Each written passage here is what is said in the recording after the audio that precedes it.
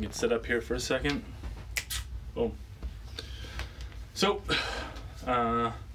this is live, obviously, but all these questions were asked previously that I'll be reading off. I took all the best ones I got on my videos, and a few are just ones I get all the time. And at the end, we'll do some questions you guys ask me here. So, I'm not going to be reading the thing, or the feed, whatever you want to call it. Let's see here. Boom. What up, dudes?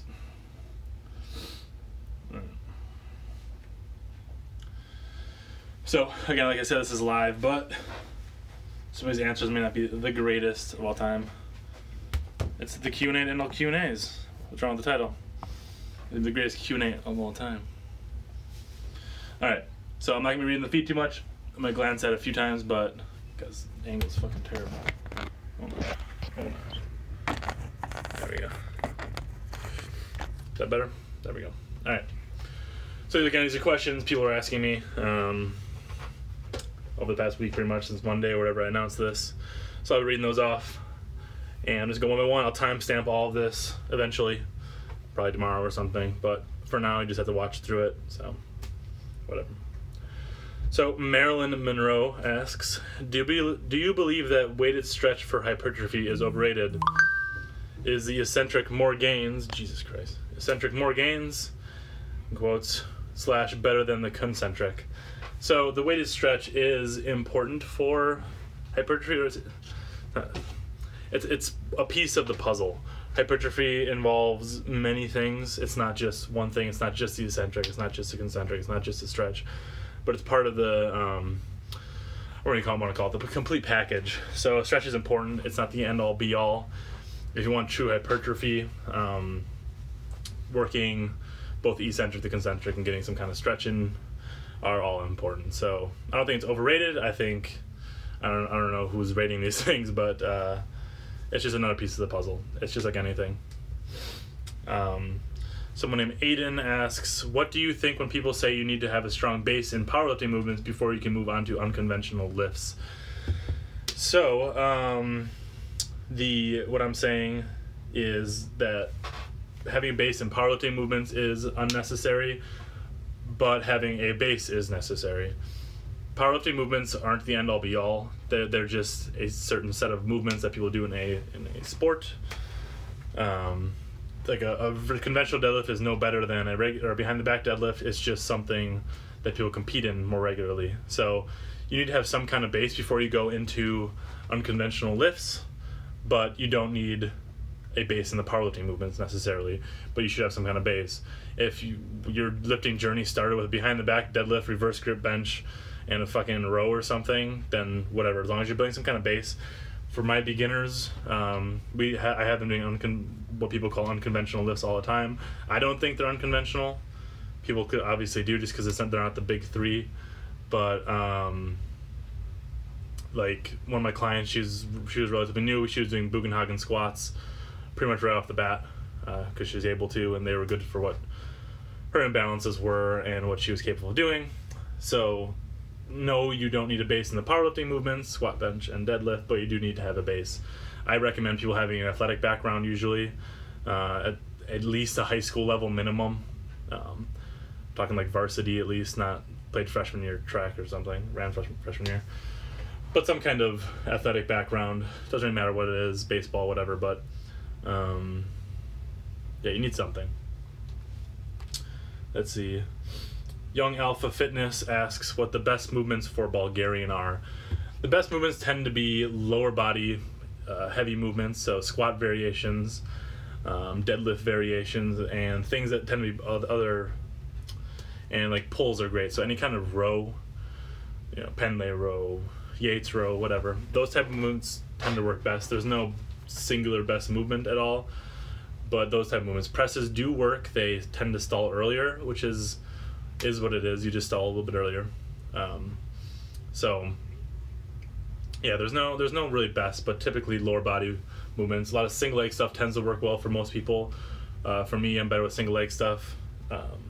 People who tend to come from an athletic background, they tend to do better with single leg stuff. I see a lot of you guys are asking questions on the side. I'm not answering those right now. I might answer some at the end, but all the questions today are ones that were asked before, so you guys hear them. Anyway, let's see, where were we? Grobloum, I think it's pronounced, asked, will Bulgarian lite, it's Wisconsin method, man, not Bulgarian lite anymore, will Wisconsin method give good hypertrophy gains? It's not optimum for hypertrophy, but it certainly will build mass. A big driver in building muscle mass is just increasing your strength, and that it certainly does better than basically anything else.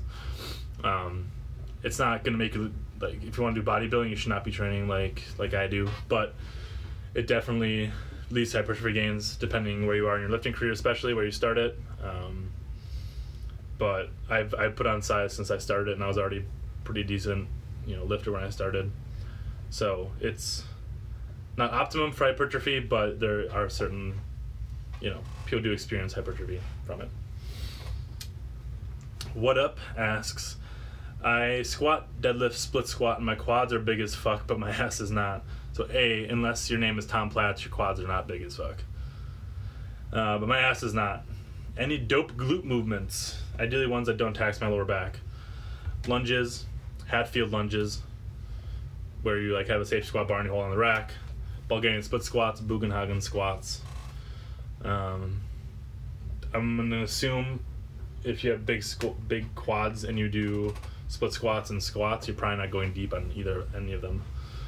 So your range of movement might be limited, which might not be, conductive towards glute gains, but more towards quad gains. So barbell humps, can be good, but that's about it. It's not that hard. Lunge variations, basically, if you want glute movements that aren't going to tax your lower back. Single leg deadlifts can be good.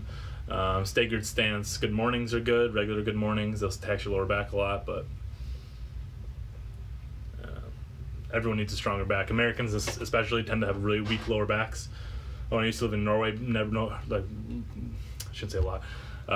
Way fewer people had lower back issues because they had stronger backs, because they tend to move around a lot more. Americans typically have really weak lower backs, so work your back more if you're an American, man.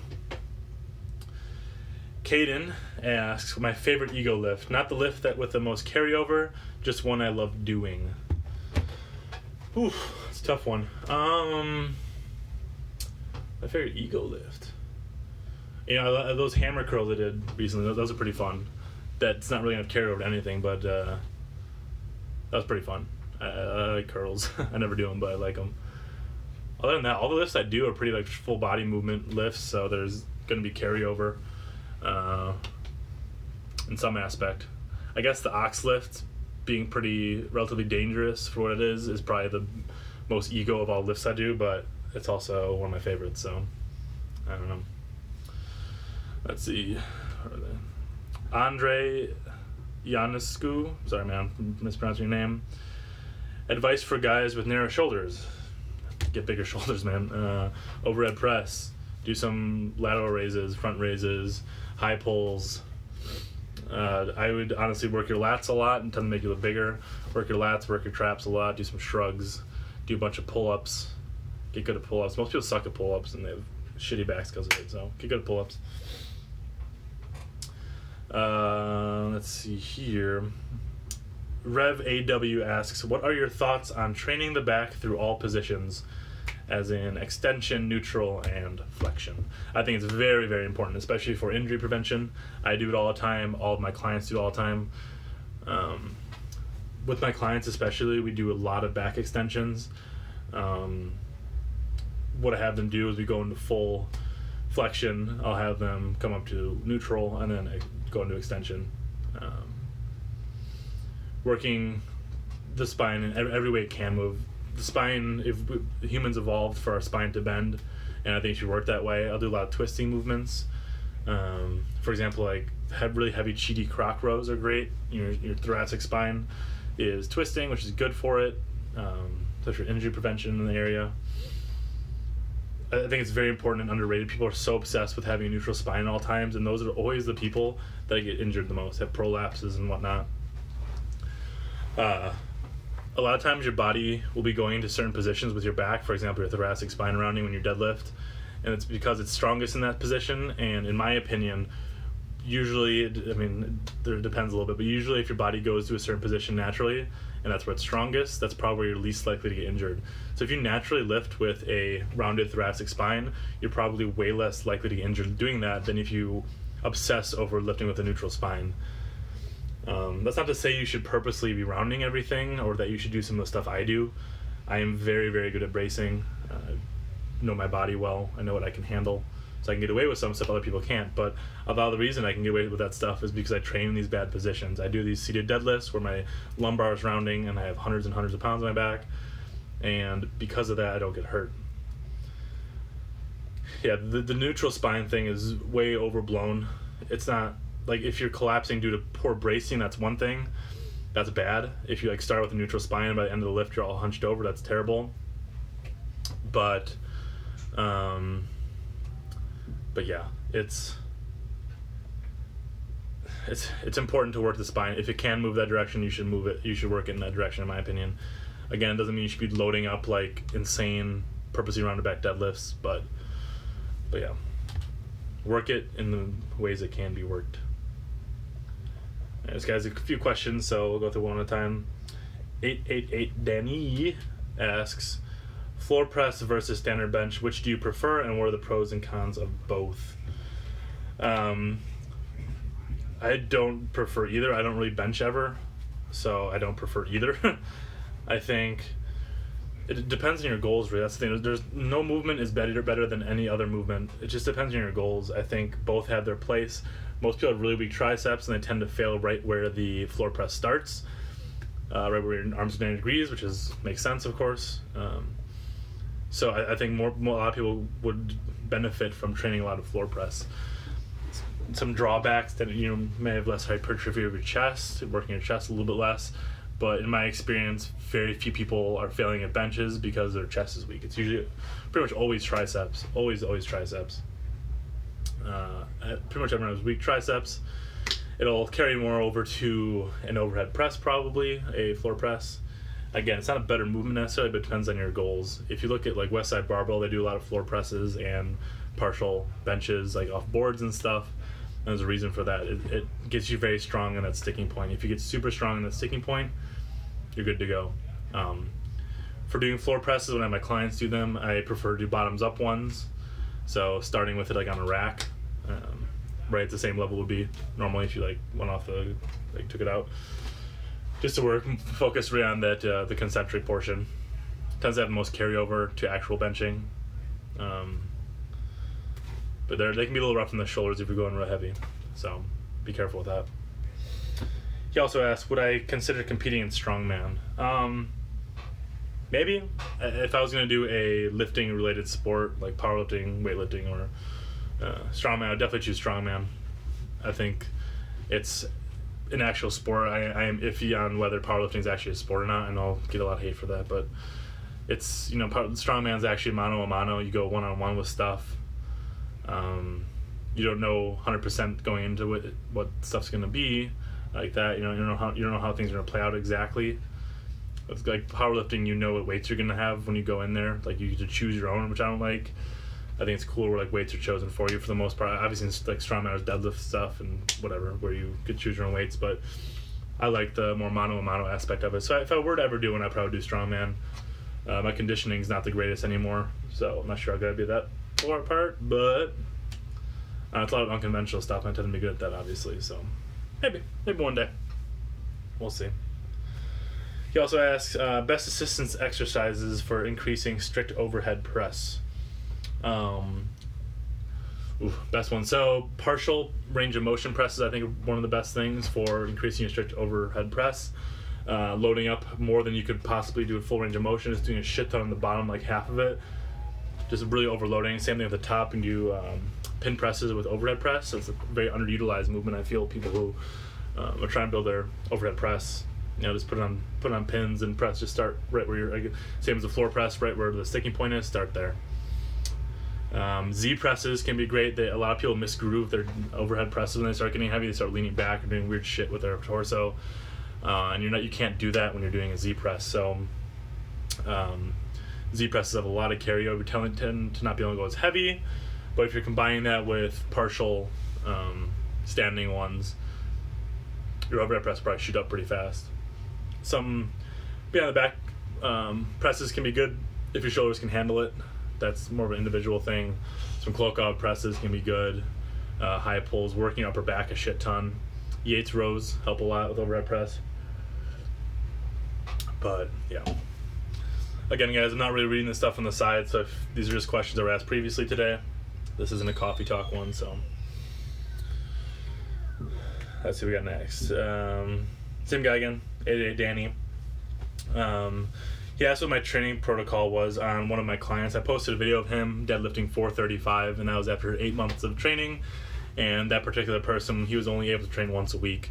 So he was asking basically how I trained him to get him from the day we started. He was struggling with 135. 8 months later, he lifted 435, and that was, again, lifting once a week. He comes in sometimes and does some, like, he has enough time to get like a quick cardio session in. He's trying to lose weight, but other than that, he doesn't really come in much by himself. So he basically comes in once a week. So to get him from 135 to 435, we deadlifted heavy a lot from day one, basically. I was having him pretty much every time he was in. He comes in every Tuesday. We work up to a daily max, which is probably around 95% of his actual max every day. And then whatever that number happens to be, we gotta go by feeling. I usually go by the speed it's moving at. When I know it starts getting struggly, that's where we stop. And then we'll drop down and do drop down sets. And we do pretty high volume, high intensity, because again, he's only coming once a week, so he has a full week to recover from it. So we basically bang out as much heavy volume as we can do where he'll be able to recover from it in a week. So we do a lot of we cycle through different rep schemes. So it'll be like 4 sets of 4, 3 sets of 3, 2 sets of 2. We'll kind of cycle through a lot of these things. It's nothing all that crazy other than just working heavy and doing a lot of volume. Usually after we do those drop downs, sometimes we'll do like a high rep set, just like a burnout set, depending on the day, how he's feeling. And then aside from deadlifting, do a lot of back extensions. Lots and lots of back extensions. Like I said, all my clients do that, and a lot of single leg work. So we'll do Bulgarian split squats a lot with him. That's about it, really. It's not that complicated. Most people just are weak because, I don't know, they don't put enough effort in. Nick does exactly what I tell him to every single time, no question, there's no hesitation, and that's why he was able to get from 135 to 435 in 8 months with training once a week. So, not that complicated. Work up to close to a max, and then hit a bunch of volume after that, a little bit lower intensity, depending on the rep scheme we're doing that week. So, let's see what's next. Someone just named A, the letter A. Is it possible to add weight every day to 1 rep max on benching variance? Yes, if you look at Eric Bugenhagen's channel, he did it with decline bench. It's harder on presses, like I said earlier. You tend to stall a lot faster, but that's just what it is. You can still add. You're probably not going to go a week even. But if I were to do presses, which I really rarely do, I'd be a little more conservative with my maxes. They wouldn't be all out maxes. They'd be more, 95%-ish, probably 90 to 95%. Smooth, grindy, but not like insane, struggle bus maxing out. It'll probably allow you to go a little farther, get another day or two in maybe. So it does work. It's not easy, but it's definitely doable. You just stalled earlier. That's all it is. Jose Jimenez asks best movement for. Oh wait, sorry. I'm skipping ahead. My bad.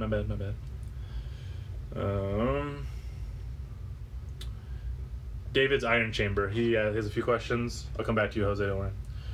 David's Iron Chamber asks, I've been feeling pain in my right spinal erector / lower lat area for the past couple of months, sometimes almost non-existent and sometimes a bit more prominent. I know another guy had the same issue and you told him to take it easy for a few days, but what does easy mean considering you go balls to the wall every day? I know it's specific, but maybe you could answer the general question of mild pain in X area of the body. So again, I'm not going to give medical advice, but I would say, take it easy. My version of easy is still maxing out, but doing a movement that's not very hard in the body. Like an overhead press, not that hard in the body. a curl, something like that. So you can still like go hard, but you should be doing an easy movement, if you know what I mean. Like I wouldn't do like an ox lift. I wouldn't do a Jefferson. I wouldn't do a conventional deadlift. Some of those easy movements where the weights, even though you're maxing out, the weight's relatively low, relatively, not too hard on the nervous system, stuff like that. So you can still go hard in the gym when you're injured. You just have to be smarter about it. Where'd you say it was? Let's see, your lower last one. That can mean a lot of things, honestly. You probably just strained something. So I'm not going to give rehab advice necessarily, but yeah, so you can still go hard when you're injured. People use injury as an excuse often to not go hard. There's John Brose, made squatting every day famous in the U.S. at least. He had knee surgery and he was squatting 200 kilos within, I think, a week. So, David also asks, I want to continue running an upper-lower split. However, my class schedule next semester is a little weird, and instead of being able to work out Monday, Tuesday, Thursday, Friday at around 2 p.m. each day, my schedule on Thursday will only allow me to work out at 5 p.m. Will the difference in time affect my training/recovery in any way? If so, should I switch to full body 3 times a week? It might affect you for a couple weeks, but after that, your body will adapt. The human body is really good at adapting to stuff, and a 3-hour difference isn't that much, honestly, for recovery, especially if you're like doing different body parts. It shouldn't affect you that much. Maybe eat a little, bigger dinner on Thursday or something, but other than that, you should be fine. Energy-wise, you might feel a little lacking the first couple times just because your body's adjusting, but like I said, you'll be fine. Human body, people think it's, not you in particular, but a lot of people think it's like very fragile and like can't handle changes very well, but the human body can basically adapt to almost anything, which is why we're the dominant species on the planet. Dakeson 101 asks, how would you do deadlifts with Wisconsin method? I'm assuming you mean conventional deadlifts or sumo. I wouldn't, obviously. I don't recommend it typically. It does work, but again, you still super fast with it. It's very taxing on your nervous system, very taxing your lower back in particular. If I were to want to deadlift every single day, what I'd do is hit different ranges of motion. For example, maybe start with a really high rack pull with a particular weight, lower the rack one every day, keep the weight the same so it'd get heavier as the week goes on, feeling wise at least, but not in actual weight, until you're off the floor. And let's say Monday you start with a high rack pull, Tuesday gets lower, by Sunday you're going off the floor, Monday start over again, bump the weight a little bit, and go again the same way. That's one way you could do it by, it's not necessarily deadlifting every day, but it's kind of deadlifting every day. That would probably work okay. Other than that, you could hit different rep ranges, but you'd have to really monitor your volume. You have to keep it pretty low, and you have to keep the intensity pretty low too, so you would not be doing Wisconsin method at that point. But yeah. Hold on, I'm going to answer what should I deadlift more than 2 times a week? Yeah. Fucking... There's no rule that says you have to deadlift only twice a week. Anyway. Brulette asks, what's your least favorite lift? Conventional deadlift. Never liked it. Still don't like it. Yeah, hands down. That's it. We have a girl on this channel, guys. Rebekah Weekes asks, thoughts on running Wisconsin method for women, or thoughts on women running Wisconsin method. Wouldn't it be harder to make daily linear weight increases? I think women are probably honestly better suited to Wisconsin method. Women tend to have slightly quicker recovery and can handle slightly more volume than men. And so you maybe be making smaller bumps, but it depends where you're starting. Let's say you have a deadlift that's 300 pounds, or maybe you shouldn't use deadlift, a squat that's 300 pounds, and a guy has a squat that's 300 pounds, you're both starting the same spot, you could probably make the exact same weight jumps as a guy who's similar strength levels as you. Potentially maybe it's make smaller jumps, but I think women would do very well with Wisconsin method, honestly. Give it a shot. I don't know any women who are, so Rebekah, if you want to do it, that'd be awesome. You could, if you want to, you can message me on Instagram. I'll lead you through it as best I can. So it'd be really interesting for me personally also to have a woman doing it. But yeah, that'd be awesome. And she also asked, my gym is on the 3rd floor and deadlifting or dropping weight of any kind is strongly discouraged. For the time being, are there any pulling movements that won't make the floor cave in? So if you have a rack, you can do rack pulls. Which I kind of, distribute the weight at least a little bit if you're dropping it on a rack. If you can't deadlift, I would probably do a bunch of good morning variations. I would, if you have a safety squat bar, it'd be sweet. If you don't, that's fine. So you can do some single leg ones. You can do some RDLs out of the rack. That'd be good. You won't to be touching the floor then, as long as you're not dropping it. What else? Yeah, good morning variations. Probably your best bet, working the posterior chain without being able to pull off the floor. Back extensions, if you have one there. Do a lot of those. Stuff like that. Alexandria Armstrong asks, what's the best full body lift ever? I think the movement that worked the most of my body, to the most degree, or what I want to call it, I don't know, was probably the regular ox lift with the trap bar. That was just every muscle lighting up beyond belief. Chest even, fucking shoulders, everything. Biceps. So I guess that's full body, I guess. Let's see. G Money Paper Stacks asks, can you talk about building better balance for single leg lifts in non-athletic lifters? So a big thing with balance is what you're doing with your eyes, especially if you're not very athletic.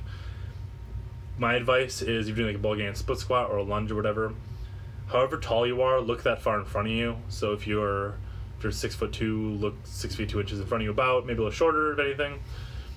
Find a point in the ground about that distance and just stare at it. Fixate on that point, and that really helps with balance for most people. It's as simple as that. It's not super hard.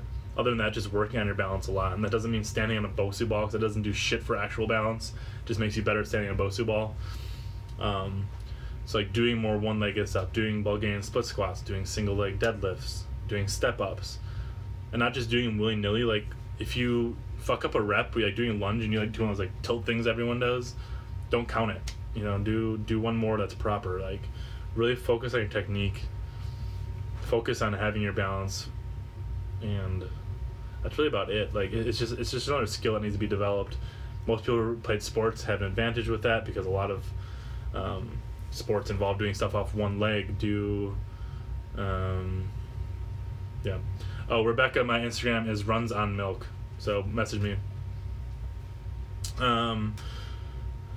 But yeah, where was I? Yeah, just practicing it, focusing on it. Do a bunch of slow reps, do fast reps, do various just everything one-legged for a while. Be great at it. Don't just doing some half-assed accessories with half falling over twice a week isn't going to make you better balanced. So, or better at balancing. All right. Ultra Dostoevsky asks, have I ever dealt with female clients or friends who had trouble with pelvic floor inflammation and involuntary peeing while lifting, especially while wearing a belt on deadlifts? He has a friend with that ailment. So a few things. Many women, whether they know or not, I don't know why I didn't even know this, but are bad at emptying their bladders when they pee. They don't fully empty them, actually. I don't remember the reason why, but it's fairly common in women. So I would advise having her focus on actually emptying her bladder as completely as possible whenever she goes to the bathroom before she lifts. Kegels can be very helpful. Most people I know do Kegels wrong, and getting some instruction in them can be helpful. I'm sure there's a YouTube channel. Getting some actual professional advice would probably be smart, doing Kegels. I know pelvic floor training in women is quite difficult for most women to figure out, so I'm not really qualified to teach someone how to do Kegels, but there are people out there who are. I'm sure there's some books you can find, but I do know many women do Kegels incorrectly, and that's why it doesn't help. And then also, women don't always empty their bladders as fully as they think they are. So have your friend focus on those things, and yeah, that's about it. It's pretty common. It's something she should be ashamed of, whoever she is. It's fairly common. So Henri Lambert asks, do I still only train one lift a day? Yes. Except I'm fucking around, which I've been doing a little bit lately. Did you get your strength base by doing Wisconsin method? Nope. I did not get my strength base through Wisconsin method. I got a lot of my base playing sports, doing other training styles before I started Wisconsin method, which is I tell everyone you shouldn't be jumping in to Wisconsin method if you're a weak piece of shit and have no base. It's not something that's beginners should be doing. If you can only deadlift conventional 315, you have no business doing Wisconsin method. If you can only lunge the barbell, you have no business doing Wisconsin method. So no, I competed in rowing after I ran. I was a good runner in high school. I had other sports, but basketball and stuff too. But then I competed in rowing, indoor rowing. I was world ranked in that. And a lot of the stuff training when I first started training for weights came from, there's a gym called Jim Jones out in Utah. They're kind of famous for training the cast at 300.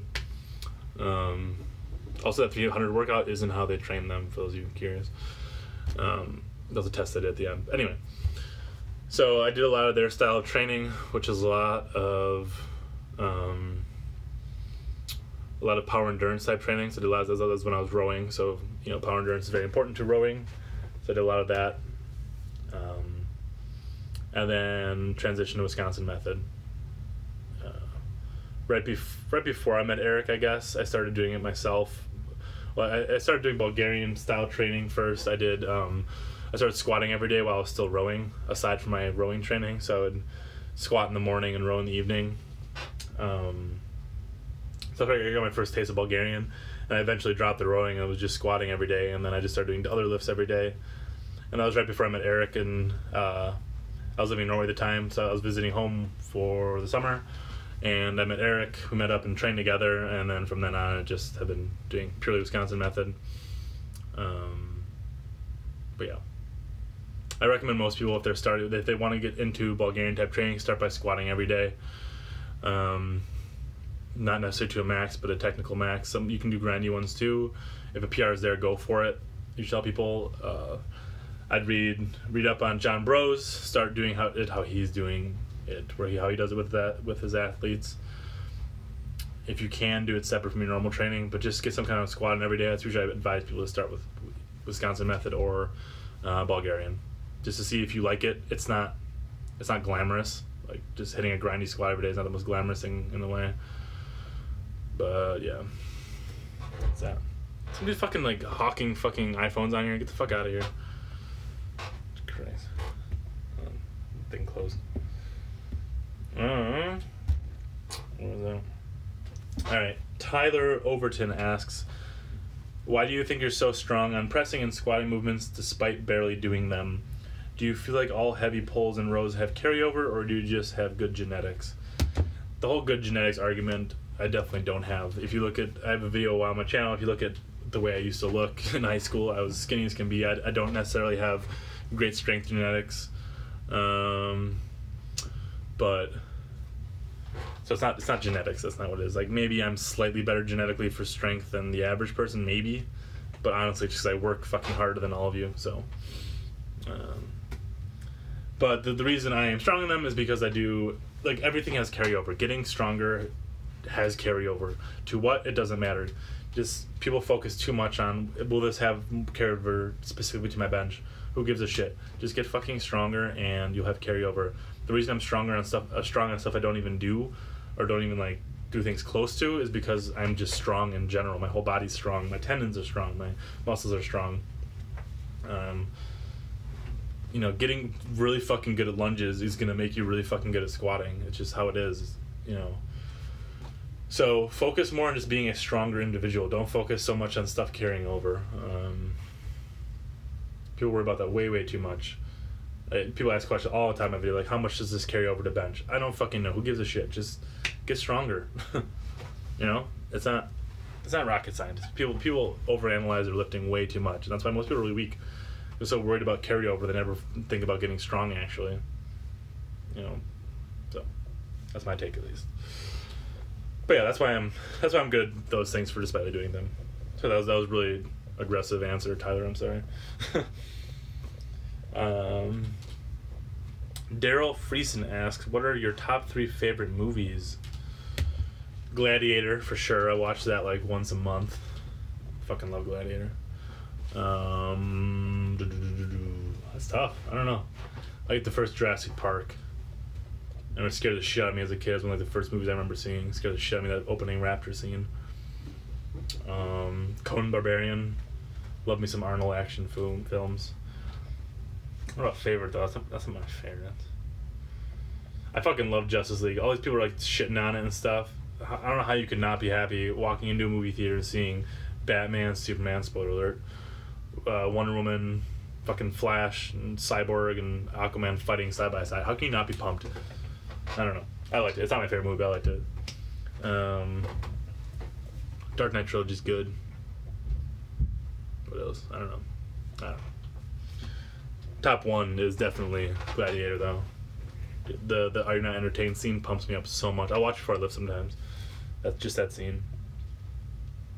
He also asked, Darrell asked, is there anything special about my diet? Like, what kind of food do I eat? I eat the exact same thing every day. I can show you exactly what I eat. There we go. Right here. Cool. Chicken motherfucking patties. Key to my strength. Encore. If someone works there is reading or watching this, sponsor me, please. Save me a lot of money. I eat a lot of chicken patties. A lot of fat, a lot of carbs, a lot of protein. A lot of sodium too, but whatever.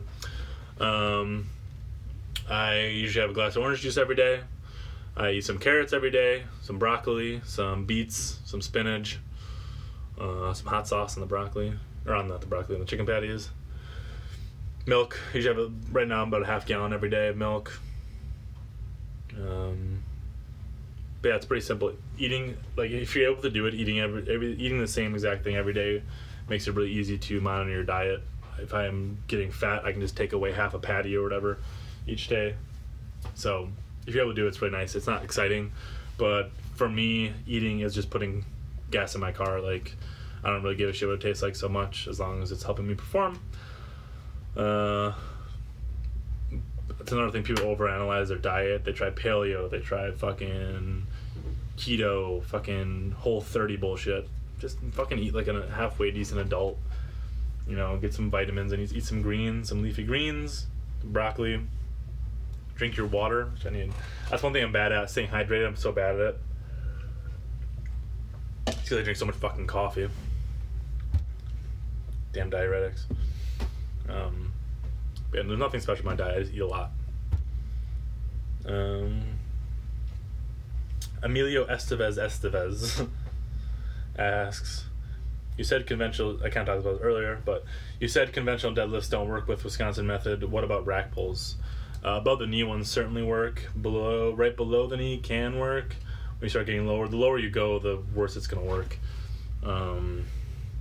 Like I said earlier, setting it up, doing a descending rack pull every day, that would definitely work. It'd be hard, but it would work. But yeah, so rack pulls work, above the knee especially. Let's see. XXX Exist asks, are you ever sore or do you just train through the pain? I'm sore all the damn time. Depends what I'm doing a little bit, but like when I did those one-arm deadlifts 2 days ago, I'm still sore as fuck from that. But like, I still did seal rows yesterday using the same muscles pretty much, so you just gotta train through it. Don't be a little bitch. Soreness doesn't mean a whole lot. Like, your muscles are be 100% repaired within 48 hours, and having your muscles 100% repaired to lift isn't all that important. Mine are never. I haven't been 100% fresh ever, basically, in my entire training history. I haven't been 100% fresh. You know, I used to run. I was sore all the time from our workouts. Then you just ran the next day, whatever. It's all about a mindset. If you're worried about your soreness, you're probably not going to perform very well.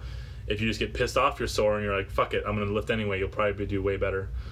And you'll probably go a lot farther. So train through the pain. Don't be wimpy. Yeah, soreness doesn't really mean anything. Your body lies to you a lot. Days you feel good.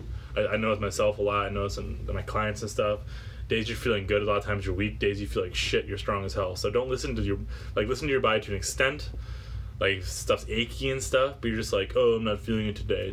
Don't be a fucking wimp. Just lift. You might, after your first form set, you might be like, oh shit, I'm fucking strong today. So, yeah, train through soreness. Not a big deal. Let's see.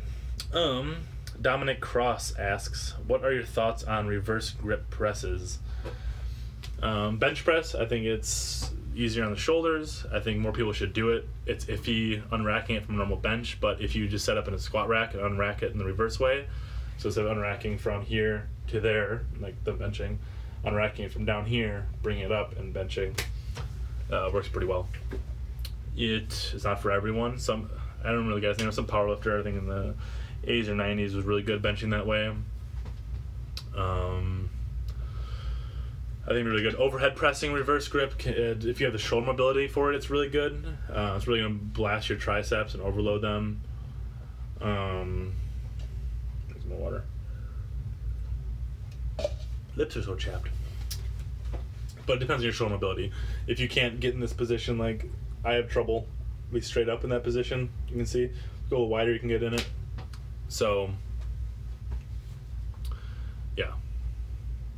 Incline reverse grip, yeah. Basically, reverse grip pressing is great.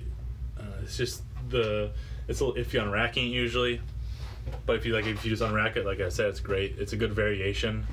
Easier on the shoulders typically, easier on the elbows. But yeah. So that's pretty much. Oh wait, I have to come back. Let's see. I skipped someone. Hold on, I gotta go see what I skipped. 1 second. I can't work this thing.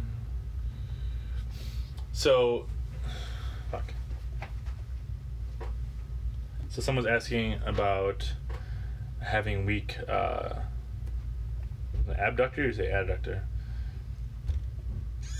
Sorry, Jose. Jose means weak abductors. Squat more, do more single leg stuff, put a band between your legs. Box squats, wide stance box squats are great for abductors. Yeah, about it.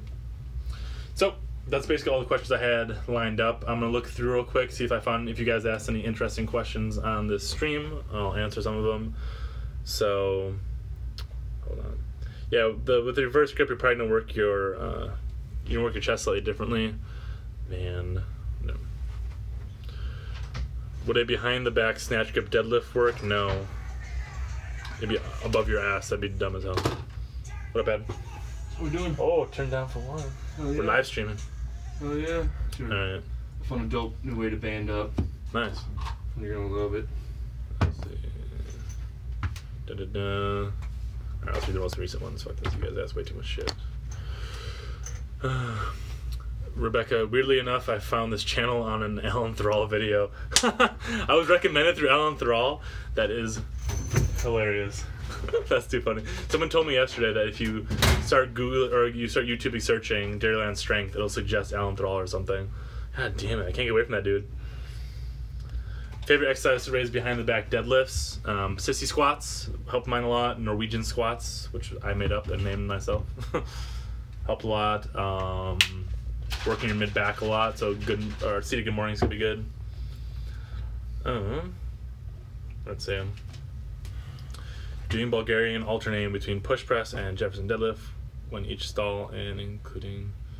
So you just do 2 movements. Yeah, it's whatever you make it to be. There's no rules really to how I train. I just choose lifts, max out every day. It's not whatever. Let's see.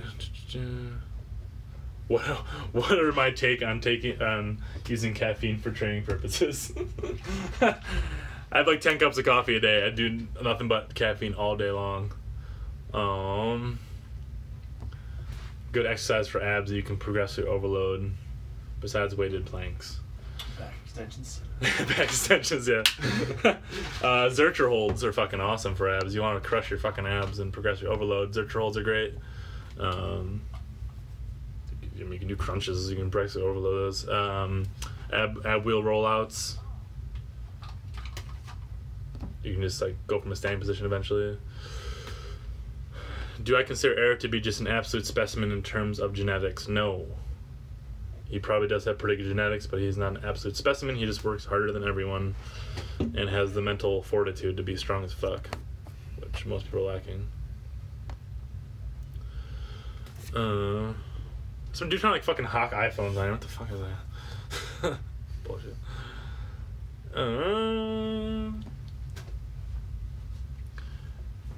Yep, Michael Scullin, my boy, says you should build a decent base and a squatting movement first before doing other stuff like Zerchers, which is very true.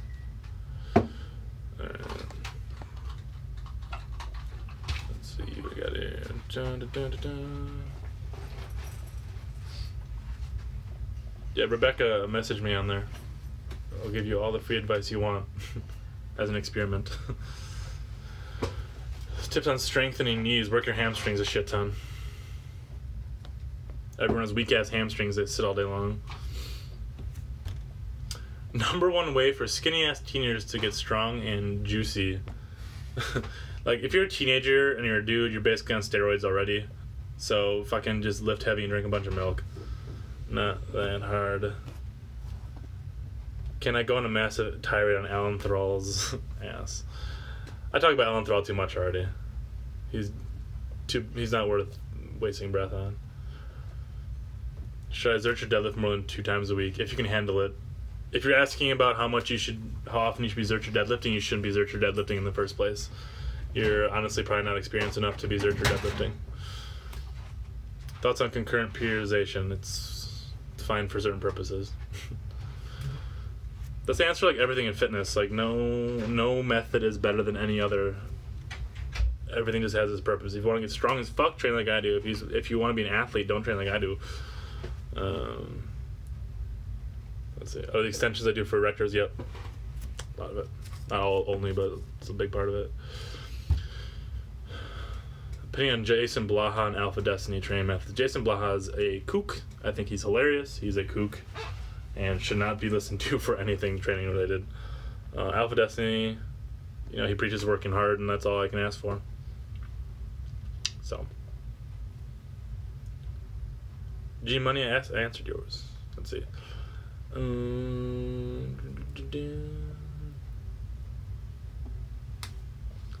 Marco, you can. Let's see. Can I do Bulgarian for low bar squat? Yes, you can.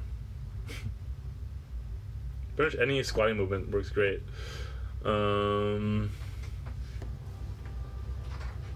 Let's see.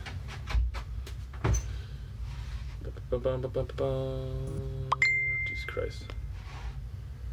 Fucking people messing me with this shit. 4 or 5 behind the back deadlift good at 17. That's really good, dude. That's shot Mark Fernandez. I don't like Alan Thrall, no. Clearly.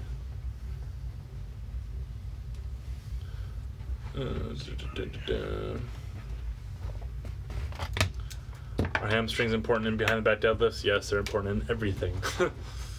Especially your knees are coming forward. If you want to not jack up your knees, you need some strong ass hamstring. Thoughts on isometric exercises? They're very useful for certain purposes, like everything. They can be really good for teaching people how to brace. Certain ones, learning control in certain ranges of motion can be good.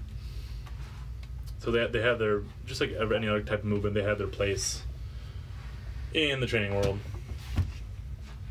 Also, I bought ammonia today. It's lemon scented. I'm gonna huff it before I work out. What's that guy's name? He's a powerlifter from Madison. He's a big deadlift, big traps, all roided up. What's his name? He used to lift in his basement all the time. He would just hit a bottle of ammonia sitting there, and he'd fucking. Andrew, actually, I remember seeing that. Yeah. How's his name? I don't know. How come I should Zercher deadlift? I don't have. No, you shouldn't Zercher deadlift if you have no experience. That's probably the most risky exercise you can do, and you should not be doing it. If you're asking about it, you shouldn't be doing it. Yeah, Pete Rubish. Yeah, he's the one in the basement. No, Pongi, whatever your name is. If you're asking about it, you shouldn't be doing it. Now, John Hack, he lifts at Madtown here in Madison. Thoughts on Brian Alstra's superset style training? That's what I did in high school when I used to just do bench and leg press and with the curls. But I think it's good. I think it's a lot of people are short on time, and It helps you get a lot of an adequate amount of volume in a short amount of time, and with a little bit of conditioning added in. So it depends on your goals. If you're gonna do strongman, that's probably a good idea because you're typically doing stuff. Pungy, yeah, you're not ready for exert or deadlifts. You're gonna jack yourself up eventually. Yeah, we have a lot of strong people in Wisconsin. Us too. Also good looking. We're strong and good looking. Yeah. I did it for piles, but you can do this for and look badass for any ox lift. Oh, you're gonna strap it across the neck usually. Yeah. Oh. And then I used it for piles, but dude, it's fucking badass. You jumping? Yeah. The first one's just a squat, and I jump from there. He's doing banded jumps. It looks fucking awesome. Ooh. There's a lot of resistance. Yeah, it looks like it. But we get up here a little bit. Get going, fat fuck. You also reverse it somehow. What's that? Reverse band jump somehow. I feel like you're flying. Oh shit! Well, when you take these off afterwards, yeah, you do. I bet. I did a couple of no bands afterwards. Oh shit! How's it feel landing? Hard. You gotta land soft. I bet. But it's hard. It's like the hardest part. A couple lunge jumps with it. We lit it up. Right. We do it for squats or do anything. That'd be so tight. Yeah, if you're only able to do 235, you probably shouldn't be doing them, man. I'm assuming you're a guy. If you're a girl, maybe okay. My friend Zach is plateaued 220 in what? Nick Murray. That's still pungy. If you're probably not ready for them. Let's see. Doing Wisconsin meth, my lifts are very inconsistent day to day. Do you have a daily minimum? I just go to a maximum. I don't have a minimum. My minimum is 5 pounds heavier than the lift the day before, I guess. You're probably not eating enough if you're being really inconsistent with it, or don't have a big enough base. You're not ready for it. But yeah. How to get Steven Seagal physique? Beat women and be fat. I guess that's his physique. Isn't that Steven Seagal? Have iffy karate records and stuff. But yeah. I have to actually work out pretty soon, so I'm gonna ask her a few more questions. But thoughts on vinegar health? Make apple vinegar. Might do something. Probably wreck your teeth. So if you don't care about the health of your teeth, go for it. The real key to health is ammonia. That's right.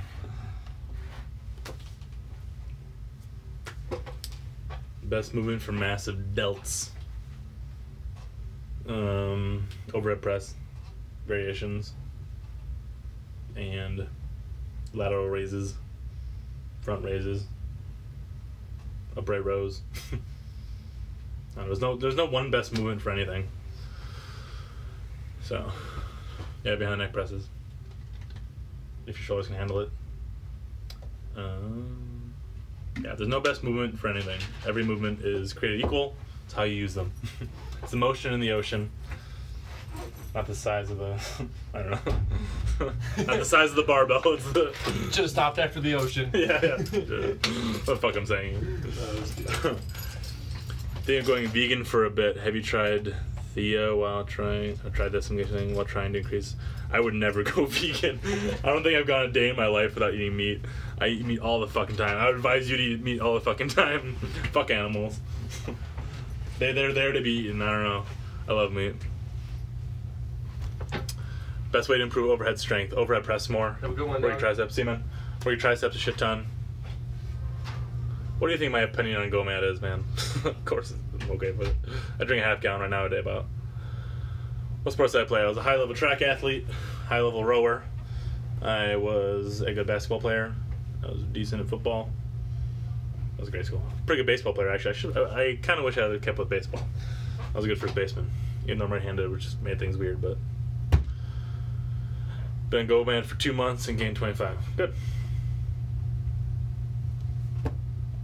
Yeah, like GoMad's good. I'm from Wisconsin. See?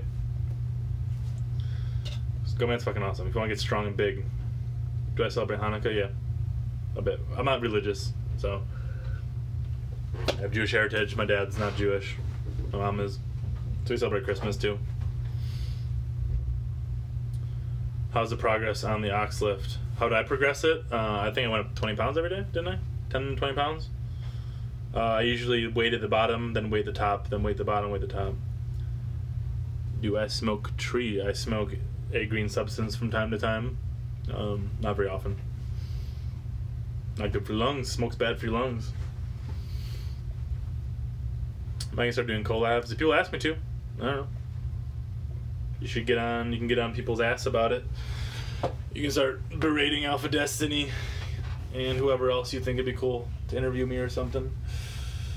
So I don't know. People ask me, I don't give a shit. I don't put much time on my channel, obviously.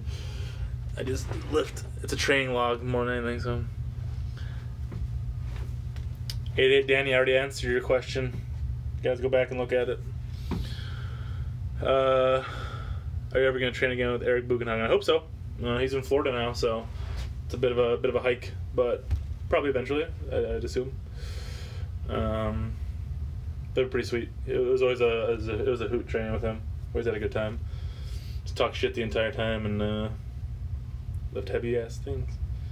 The first time the first time I ever showed up to his house, I was driving up and I could hear like a noise.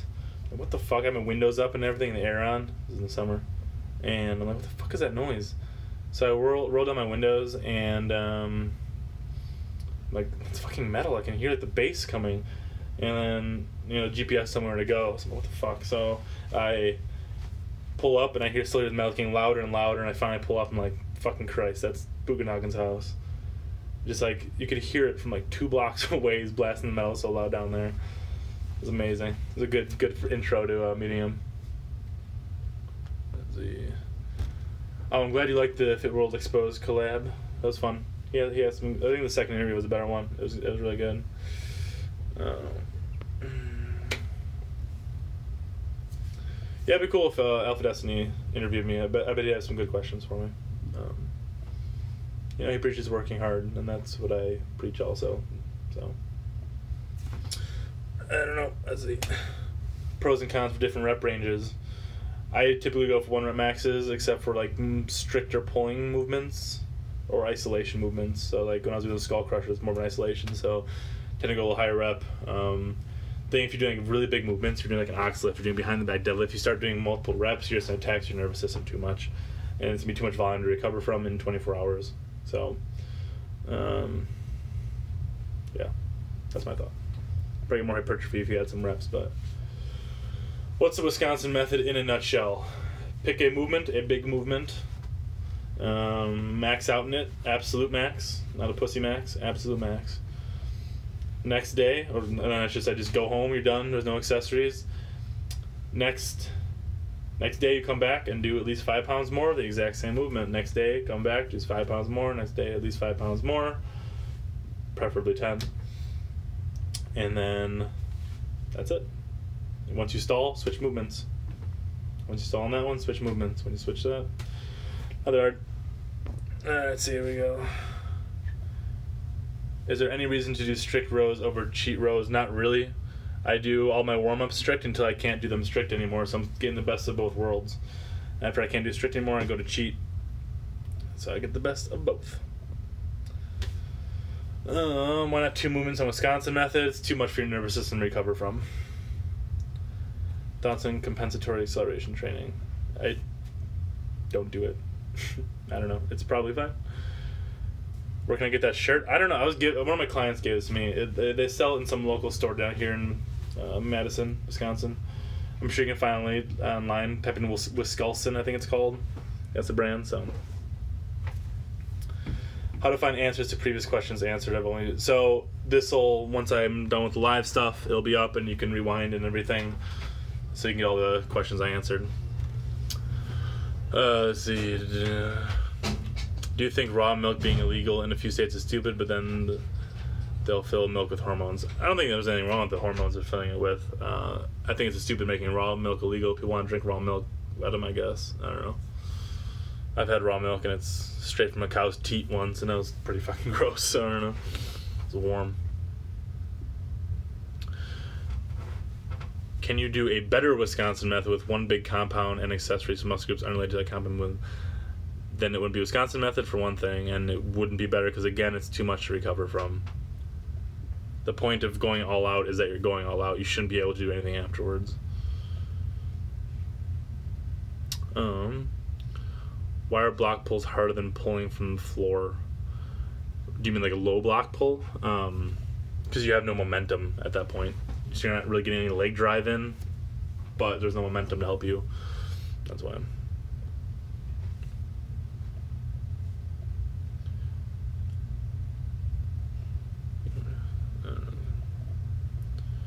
Let's see. Secret to great work ethic. Be consistent. Be obsessed a little bit. Think about it all day long. Training is what I think about all day long. When I'm working with clients, I'm thinking about, obviously, them. I'm a good trainer, so I'm focused on them. But I'm also, in the back of my mind, I'm like, ooh, I got to hit that lift tonight. Got to hit that lift. I think it's something you're partially born with, something you develop over time also. Some people just inherently have good work ethics. I don't have a good work ethic for everything. Like, I'm lazy as hell with a lot of stuff. But with training, I've always had a really good work ethic. I've always wanted to go balls to the wall. I've always wanted to do more. So yeah. Any secret, you just gotta, whatever. Did I ever go hiking in those exotic mountains in Norway? All the time. So beautiful as hell.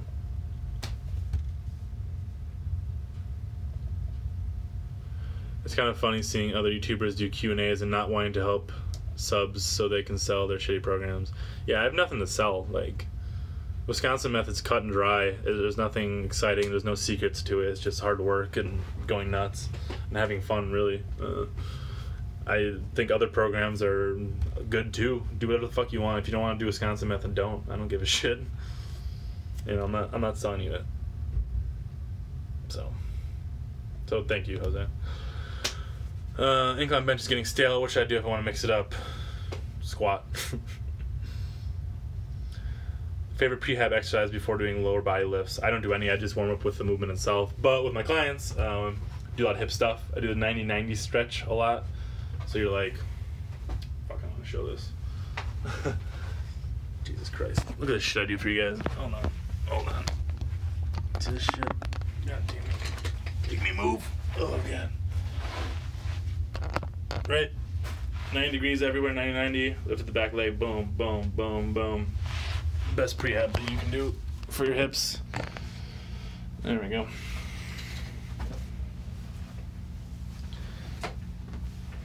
Shitty for you guys. Yeah, my crotch shot there too. Are Norwegians social when they're drunk? Other than that, nah, not typically. If they know you, they're very social. If they don't know you, they're pretty cold. They don't seem like they're cold, but if they know you, they're very, very kind and nice. Norwegians are great. Time is it? If we can work out.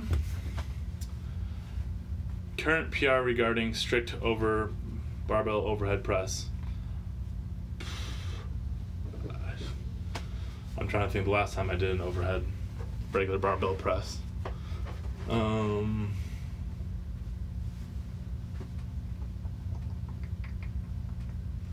I honestly don't know. I just did 225 for 2 behind the back. It was with the SSB, but same fucking thing. It doesn't help at all. So I don't know. I'm sorry. I don't know. What I'm hitting today, I'm going to do more of the seal rows. If I have time, I got to meet someone pretty soon, so I don't know if I have time to actually work out, which would be fucked up. I'll have to come back later, actually. But do I ever get bored with lifting, seeing how you've done nearly every exercise? There are always more exercises defined, and I don't mind going back to old ones.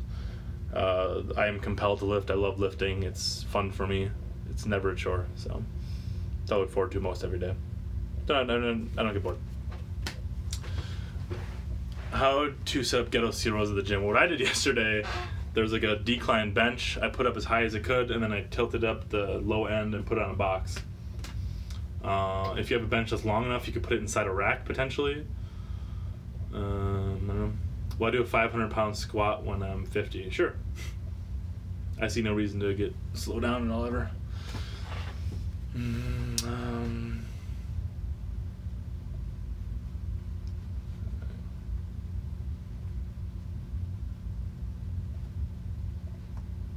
lack of squat mobility.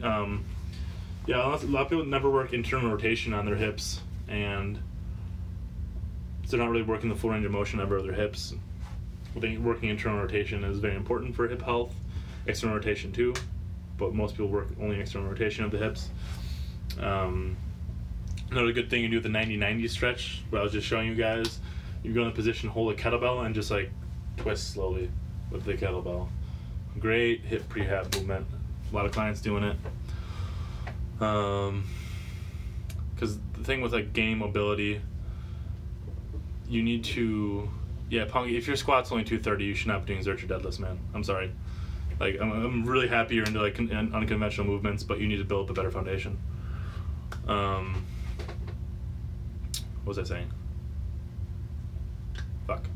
Somebody hit mobility. Oh yeah, building mobility. So if you're getting new ranges of motion, you also need to be able to build strength in these new ranges of motion. Where that's why that 90-90 stretch, doing that hip opening thing. So you start getting new ranges of motion, you start weighting that by adding a kettlebell, getting strength in that position, and that's how you prevent injury. That's why like yoga people get hurt, because they're building these new ranges of motion, but they're not also building strength along with these new ranges of motion. So, I don't know. Any tips on rounded back on deadlift? On the thoracic you're talking about, go for it.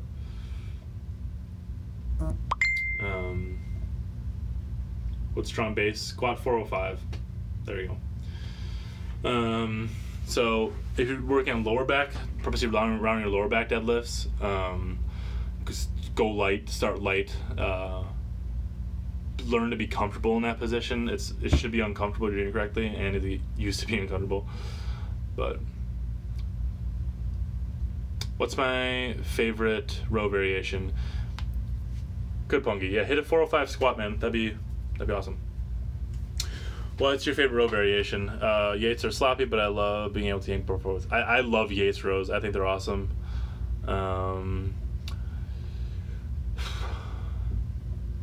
Does a 99 stretch your hip flexors? Not really. Favorite, Yates I like a lot.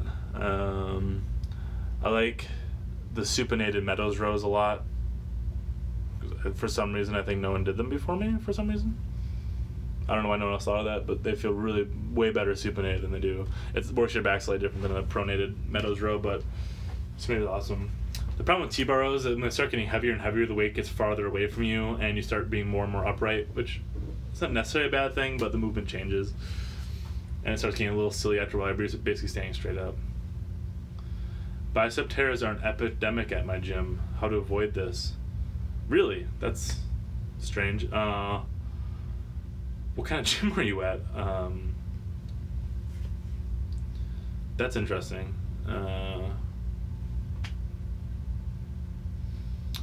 Bicep tears. So, hammer curls are good for bicep health. I do a lot of hammer curls. Do some banded curls can be really good. Put up a band and just hold on to the band, do like really high rep stuff.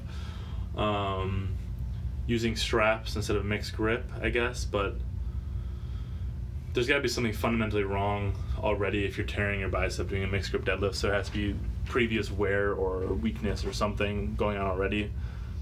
I don't know. I would do some like insanely high rep curls, like sets of 50 with bands and stuff.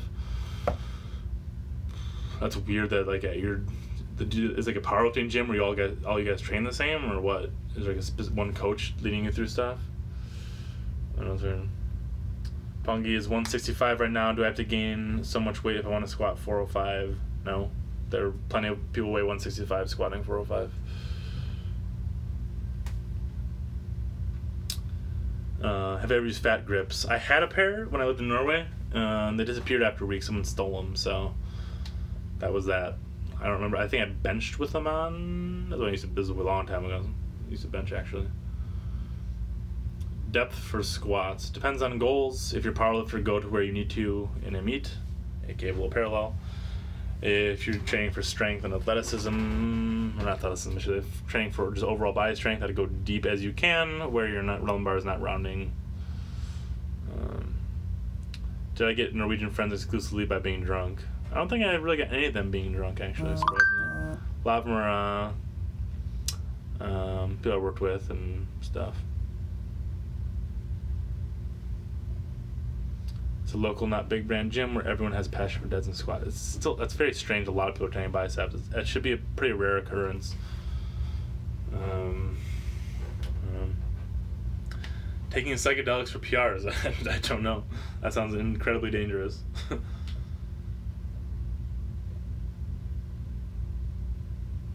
Depth for squat when building a base as deep as possible. Yep. If you want to see, I don't know. Like, I would hit different variations of squat building a base too. I think really wide stance box squats are good. I never did them much until recently. I've had clients do them for a long time. I never did them much myself until recently. When I was doing those banded ones with the SSB front squat. Those were really good, especially for hip power and speed on the bottom. A lot of carryover to stuff. You know, carryover doesn't matter much, like I said earlier, but there is. Front squats, get good at front squats. Like there's a hierarchy of movements I teach people. I make like with squats, for example, I make sure they're proficient in goblet squats first. Like it might take 5 seconds to figure out they are, but some people it takes a while to build up. Once they're proficient at goblet squats, I get them proficient at front squats. That's the first thing I teach them. I don't teach them back squats right away. Front squats the first thing. So once they're proficient in front squats, I bring them on to back squats, and then it might be a high bar, low bar, depends on their body type and what's comfortable for them. But people just like jump straight into back squats always, and I think that's a bad idea. I think by starting with goblet squats and front squats, it teaches you to go deep and be comfortable going deep, and you get much better at bracing. And if the first thing you learn when you're learning to squat is not bracing properly, it's what you're going to do forever probably. So there's really a hierarchy with everything I teach people. You know, like they'd be proficient in a conventional deadlift before I start teaching them, you know, behind the back deadlifts and stuff. So, like, if you can barely do a goblet squat, you have no business doing back squats. That's it.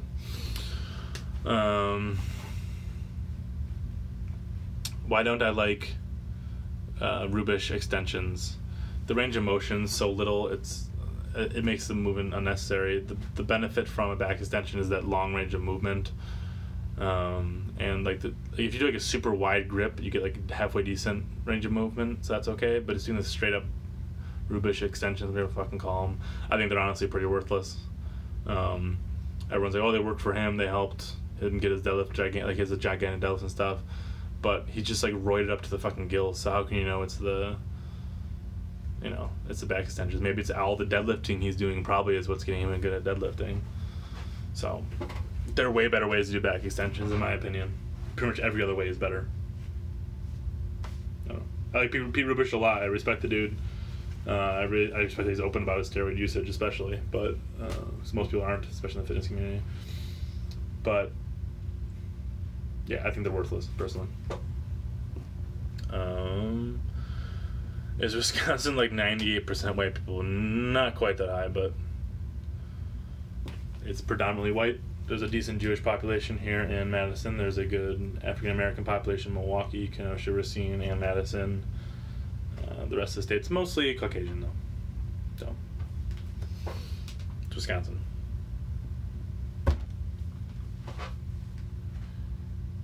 I did front squats yesterday and got shoulder pain and bicep DOMs.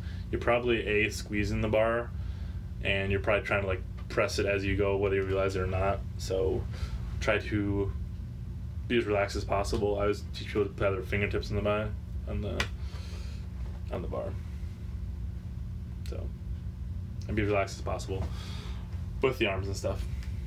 I'm gonna answer a few more questions. I gotta go, guys. I need to fucking work out. My fucking eyes been bothering me for like weeks now. I did cross-armed. So I would learn how to do it in a proper front rack if you can, assuming you're like insanely muscular and you can't like contract your arm enough. Most people can't do it because tight lats, tight triceps. So warm up your lats a bunch and triceps a bunch before you do a front squat, and you'll probably be okay. And then learn to be as relaxed as possible.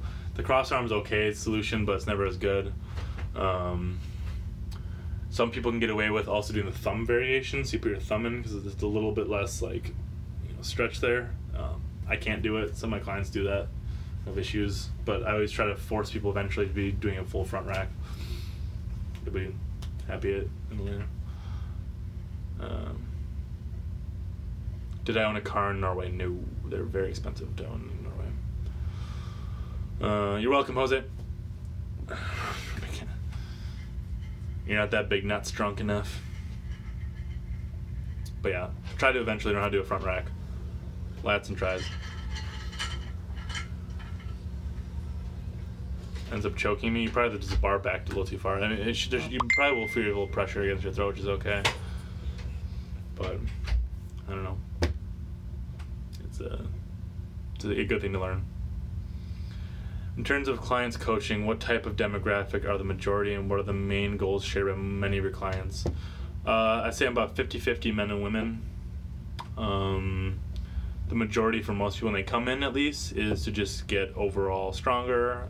Most people have like nagging injuries they want to fix and get healthy, whatever that happens to mean to them. So I usually set their goals for them. I don't give a shit what they think for the most part unless they have a specific goal. If it's a specific goal, we'll of course train for that.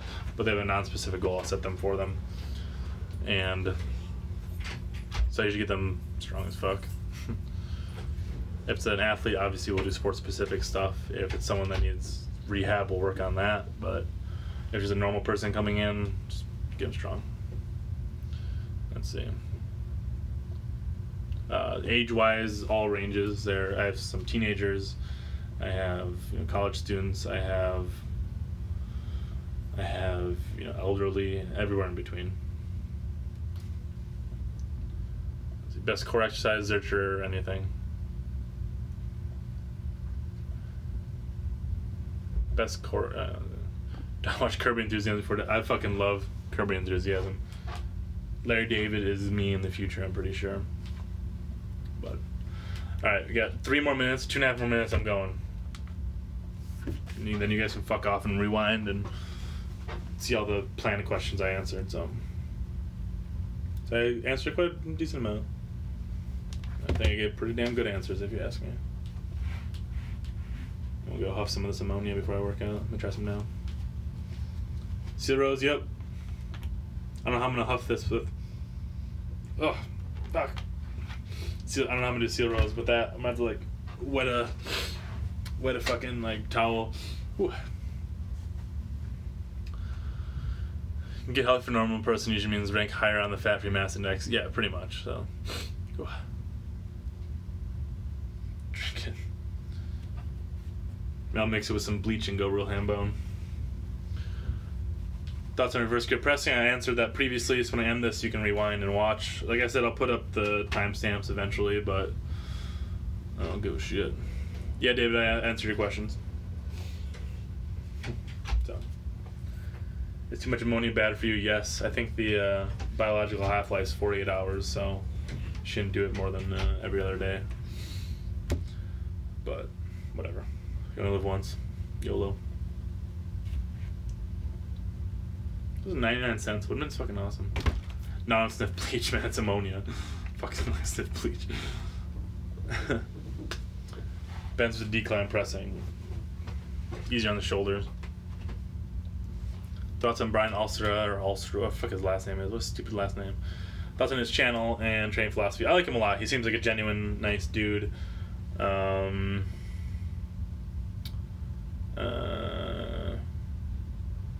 Yeah, I don't know. I like him a lot. I think he's a very strong dude. He, knows what he's talking about. He has a lot of experience, and he conveys it well. I wish he had nothing to do with Alan Thrall. That was when they went to fucking super training. My God. Ugh, I'm not going to talk about that shit again, but obviously he's want to get his channel bigger. It doesn't seem like he's had anything to do with him since, which is smart. Should distance himself. What motivates me? I am just compelled. It's not motivation, it's compulsion to lift. He does have a stupid last name. What the fuck is that? Was it David Lade. I don't know what the fuck that is. But yeah, I like Brian Alster a lot. He seems like a nice guy. Strong dude.